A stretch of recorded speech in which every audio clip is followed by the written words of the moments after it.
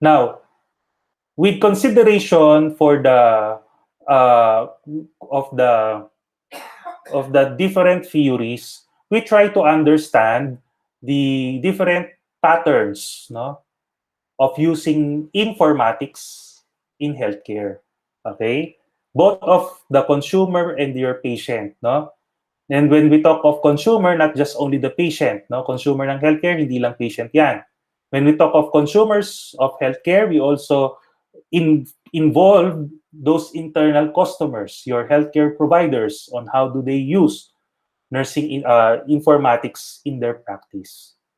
Okay, so a brief background of what is consumerism. This is a social and economic order that encourages the purchase of goods and services in ever greater amounts. No, so sa makatuwid, clients have more developed sense and knowledge of the healthcare delivery system because of the increasing cost and their ability to purchase. Okay, and the rise in healthcare costs.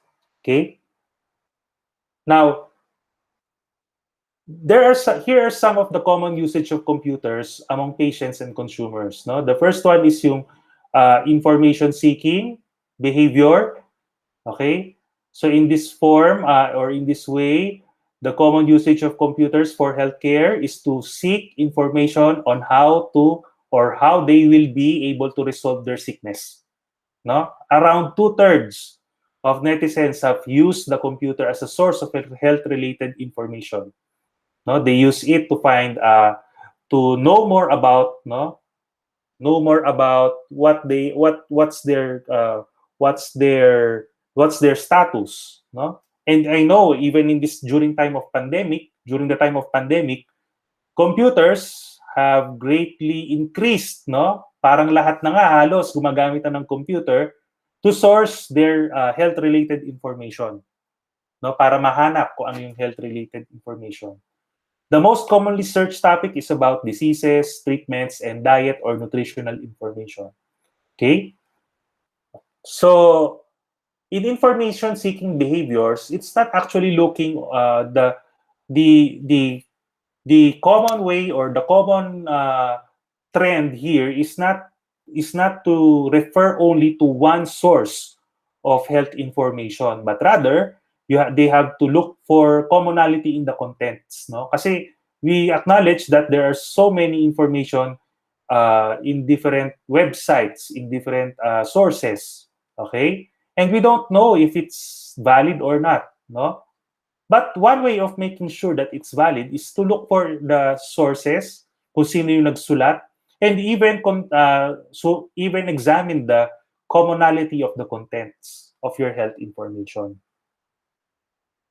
The next is yung tinatawag na communications and support, no? Wherein the internet is used by consumers as a way to pass healthcare information to their families. This has been evident during this time of pandemic again because of the limited face-to-face encounters that we must abide to. Nagkakaroon ng other ways, no, to consult your doctors or to consult your relatives about your condition, no. It's through the use of computers, no. They also use the internet or computers when it comes to engaging in online support groups, no? Yung naghahanap ng online support group, okay? Kung ikaw ay, for example, kung ikaw ay isang kailangan mo ng kidney, no? You are a candidate for kidney transplant, there's a Facebook group, no, that will help you decide for transplantation. Okay? And it even help you find your donor. So that's how they use computers, no, in terms of communications and support. Okay? And even they may communicate directly with their healthcare providers about their own or family members' condition. Now, an advantage of this is that this is less costly. No? Hindi masyadong magastos. Kasi you just have to get a good internet connection and you should have a device and communicate. Lesser expenses on the travel, lesser expenses on other things, no, when you visit your doctors. Okay, However, online communications always lessen personalization of healthcare. That's according to studies. Okay.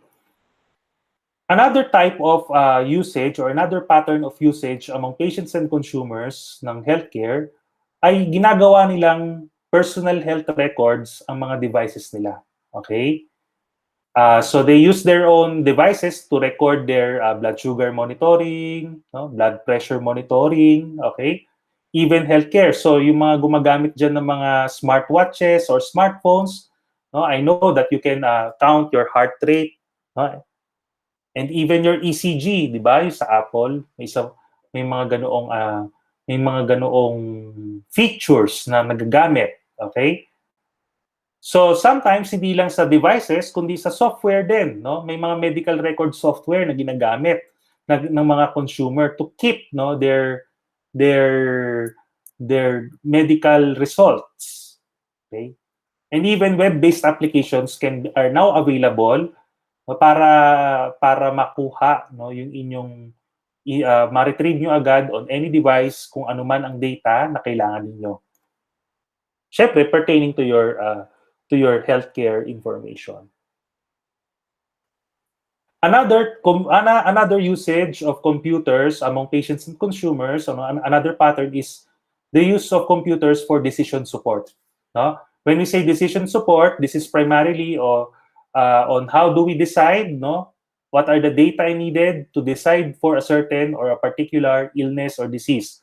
That's on the side of nurses or healthcare practitioners. But on the side of the patient, no, this can help or aid in giving them more information to have an informed consent pagka sila ay magpapa-opera, no?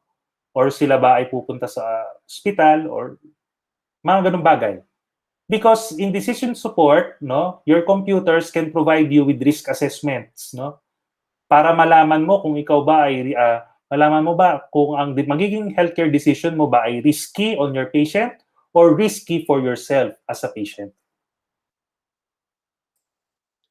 Another way to another pattern, no, of computer usage among patients and consumers is yung pag-manage ng disease, okay, or disease management, wherein your patients are enrolled in an online disease management program, no? May mga online programs na pwedeng mag-participate ang patient in filling out data in online form, no? And even following the regimen, getting the materials online. I've seen some researches wherein the disease management program yung information tungkol sa pagmamanage ng disease are sent directly to a certain application in your cell phone where they can see and easily access information about their disease, no? And it's effective, no? It's found to be effective because more and more people are relying on their devices to get information. Okay, so effective in terms of sa part ng patient, and based on the part of the outcome, lesser ang hospitalization and lesser ang incidence of complication of chronic disease because of the use of these technologies. Kasi nga, mas maraming information at mas madali na sa pasyente ang makakuha ng tamang impormasyon. Now, here are some issues when you use computers in health, no? First of all, number one issue is the quality of information available to consumers. Because not all information in the internet are always valid, they're not all valid. Okay, even in Facebook, even if you see a Facebook post about this, about a certain disease, you cannot be sure that this information is true, 100% true, 100% valid. Okay, so you have to be careful, no? And to examine this inaccuracy in the healthcare information available to the internet. So therefore, to address this, we have to make sure that standards are to be developed, no, to control the developer of health-related materials and the health information seeker. So there's no written standards, no, in that you can see here in the Philippines. But in principle, there are 8, no, standards. Okay? So in principle, dapat suriin mo yung authority nung nagsulat nung information na iyon. When we say, the second principle is complementarity. When we say complementarity, dapat sumaswak, kumokonek, no, doon sa information na pinablish ng isang publisher doon sa information na nakikita nyo sa libro talaga or sa kung ano man or sa kung sino mang expert. Okay? And also, you have to ensure confidentiality, attribution, justifiability, transparency of authorship, sponsorship, and honesty. Now, another issue in consumer computing for health is the uneven accessibility across age, ethnic, and socioeconomic groups. Let's face it, when we need resources, we need financial resources to have good, no, or to have a working device for us to use in healthcare. Okay, but then not all of us can afford this technology. Okay, so hindi siya accessible for those who have issues, no, with regards to their income, okay, or their socioeconomic standing. Okay, sometimes it also affects another issue is the issue on the accessibility among the age groups, no? Siyempre, alam natin na kapag ang mga matatanda natin ngayon or the elderly cannot easily access or cannot easily navigate your web, your computers, no? Sometimes they do not understand the word URL, they do not understand HTML. Minsan ang pagkakamalan pa nila na ang HTML ay is how to make lumpia, no? So those things are an issue, no? Those things are issues, no? Among age groups when it comes to computers for health. Okay? Sometimes it's also an issue for ethnic groups, no? In the US, kung babasahin niyo yung book, majority of internet users are better educated, wealthier people, younger, urban, and largely Westerners, no? But here in the Philippines, those who only have the ability to use computers ay yung mga may kaya, no?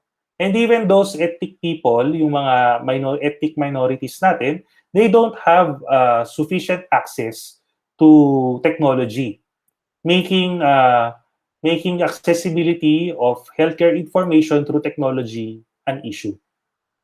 Okay? Another issue is yung tinatawag na educational and cultural barriers. Sometimes our educational level, or more often, our educational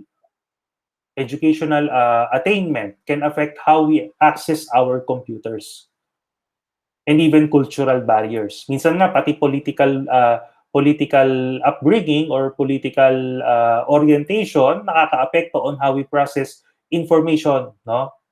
If you are watching the news in the United States, no, some nagiging political issue, okay? Nagiging political issue ang pagsusuot ng mask, no, for to prevent COVID-19. Okay? Now, their political upbringing or their political orientation or their political belief is easily transmitted through their computers, no? Which affects how they react, no? And how do they follow masking protocols. Okay? And syempre, nandyan din yung issue ng physical and cognitive disabilities, no? Disabilities that have prevented us, no, in the access of online health information, no? Sa mga matatanda, hindi na mawawala yung pagiging malabo ang mata, hirap magbasa, no? Decreased visual acuity, and those who have problems with color discrimination, those with problems with memories or memory deficits, and increased need for processing time imposed specific requirements on the design of applications. So usually, no, most elderly patients are experienced in using computers. So we have to be more receptive, no, to these challenges for us to develop an inclusive technology for all of our patients. And also, our computer impacts our relationship with healthcare providers. No? Patients are now less dependent on clinicians' advice because they can get more information from Google. No? Minsan nga, nagiging doctor Google na sila. And that the information that our patient gathers empowers them and wish to participate in their healthcare. Okay? So their attitude is more participative. Okay? So kailangan ini-engage natin sila with their healthcare because they can have access, no, to more information. Mas nagiging maalam na sila. Okay? So that's only correct because they have to be knowledgeable of their condition because they are paying for it. No? They are paying for it and they deserve it. No? By virtue of human dignity. Okay, being a person. Now, even online support groups can make patients as co-practitioners of their health. No, they can decide for their own. They can choose what, and even suggest what treatment modality that they wish to receive. Okay, and even support groups offer more knowledge to validate the disease process, treatment, and outcomes, and even establish three-way partnership between the patient, the provider, and technology. Okay? So in nursing, inpatient computerization becomes an evident action, no? Becomes an evident phenomenon for us to uh, internalize. Okay? So nurses, being an expert in patient education, okay, because that's our primary role to educate our patient, we need to be more involved in patient computerization. Okay, we have deep expertise in patient education. We are sensitive of their cultural diversity. We are strong. We have strong background in both patient and community focused research, and we have strong heritage of patient advocacy and patient empowerment. We have to use this. We have to incorporate this in the development of patient friendly computer systems. No? Patient-friendly and also valid information na ginagawang available sa ating computer systems. Okay? Now, the decision support for consumers is that we have to understand that patients are more informed of their condition and consequently, they appreciate more the quality of health service they receive if tama yung service na binibigay natin sa information na nakuha nila. Okay? And that health-related decision-making is a challenging task for a patient. So we as nurses, we as healthcare providers, we have to provide them an option to seek information for their own and to develop their own knowledge and consent, no, for proper consent making. Okay?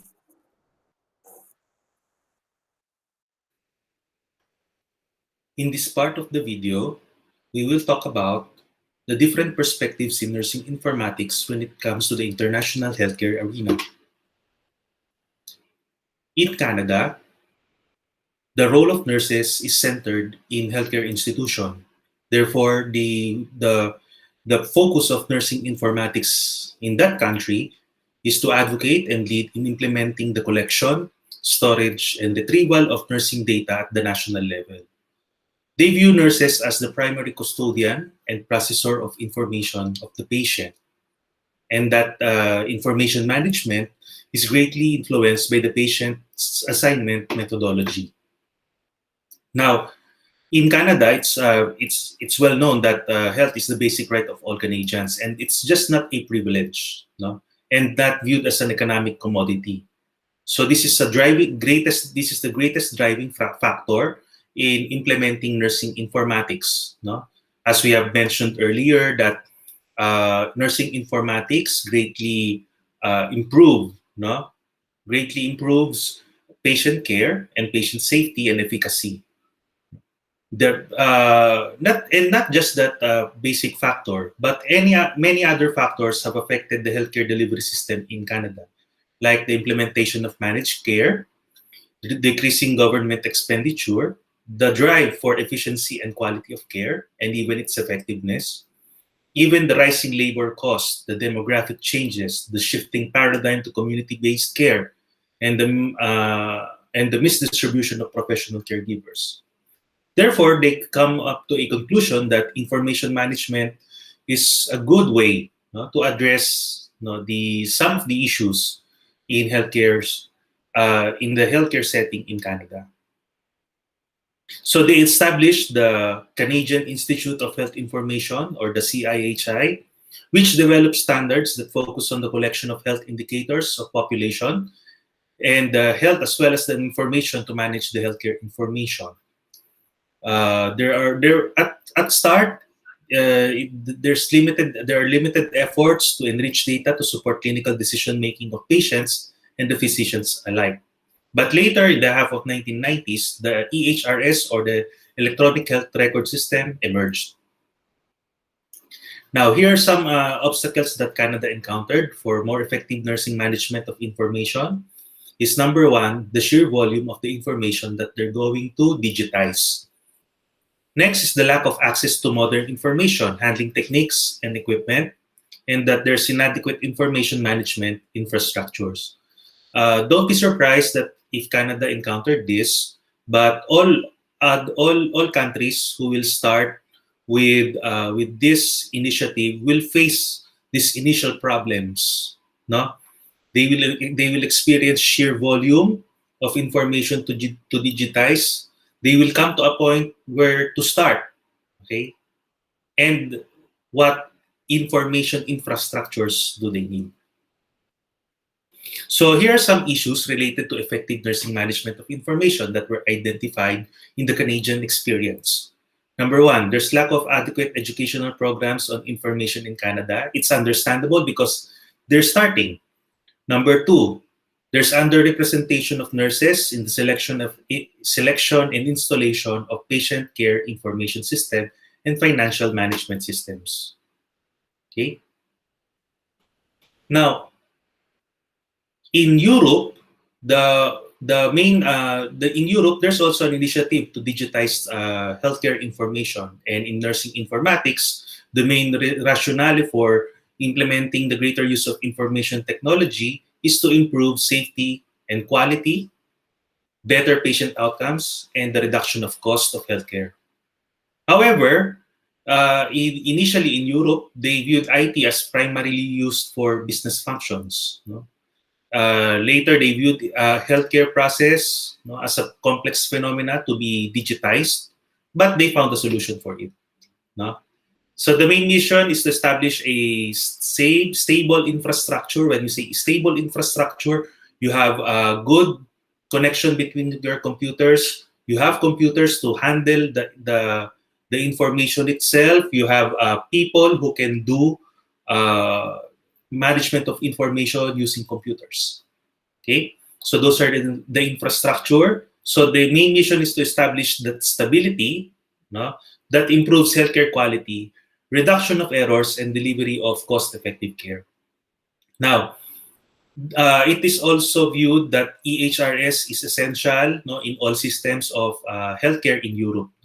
So the building block of making this happen, or making this success, is the EHRS. No?